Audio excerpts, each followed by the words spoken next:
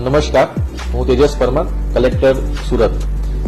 ભારતના હવામાન વિભાગ અમદાવાદ દ્વારા જાહેર કરવામાં આવેલી આગાહી અનુસાર જિલ્લામાં 2 તારીખથી 4 તારીખ સુધી ખૂબ જ ભારેથી અતિભારે વરસાદની સંભાવનાઓ વ્યક્ત કરવામાં આવી હતી.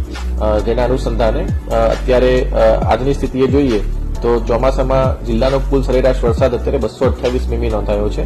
જેમાં સૌથી વધારે વરસાદ અંબિકા તાલુકામાં 389 mm, વલસાડમાં 362 mm, મહુવામાં 352 mm, બારડોલીમાં 309 mm અને ઉમરપાડામાં 298 mm આ વરસાદ ચાલુ ચોમાસા દરમિયાન અત્યાર સુધી એટલે આજની 10 વાગ્યાની પરિસ્થિતિ મુજબ છે. છેલ્લા 24 કલાક અને 48 કલાકમાં જિલ્લાના કેટલાક તાલુકાઓમાં ભારે વરસાદ થયો છે. અત્યારે આમ જોવા જઈએ તો કોઈ ભયજનક સપાટી ઉપર કોઈ પણ આપણી નદી કે ડેમ કે જળાશય નથી અને હાલમાં કોઈ પૂર જેવી પરિસ્થિતિ પણ અત્યારે જિલ્લામાં કોઈ જગ્યાએ નથી.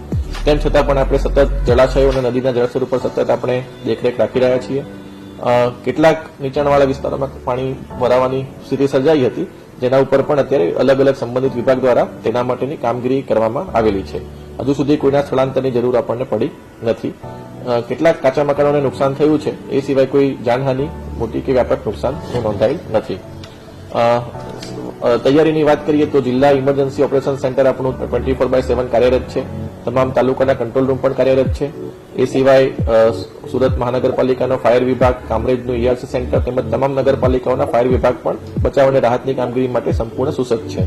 તમામ લાઇન વિભાગ, R&B, વીજળી વિભાગ, સિંચાઈ તમામ સાથે અત્યારે સતત સંકલન રાખવામાં આવી રહ્યું છે અને જરૂરિયાત મુજબ જો જરૂર પડે તો તાત્કાલિક પ્રતિસાદ માટે અધિકારીઓની કોન્ટેક્ટ ડાયરેક્ટરી પણ તૈયાર રાખવામાં આવેલ છે. હું સુરતના તમામ નાગરિકજનોને વિનંતી કરું છું કે હવામાન વિભાગની આગાહી અને જિલ્લા વહીવટીતંત્રની સૂચનાઓનું પાલન કરે. ભારે વરસાદ દરમિયાન બિનજરૂરી મુસાફરી ટાળે.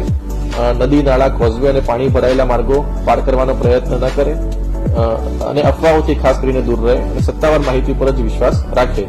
કોઈ પણ ઇમરજન્સી કે મુશ્કેલી હોય તો જિલ્લા કંટ્રોલ રૂમ અથવા સ્થાનિક તંત્રનો તાત્કાલિક સંપર્ક કરે. સુરત ડિસ્ટ્રિક્ટનો જે હેલ્પલાઇન નંબર છે એ 1077 છે, જે ઇમરજન્સી સિચ્યુએશન માટે આપણે યુઝ કરી શકીએ છીએ.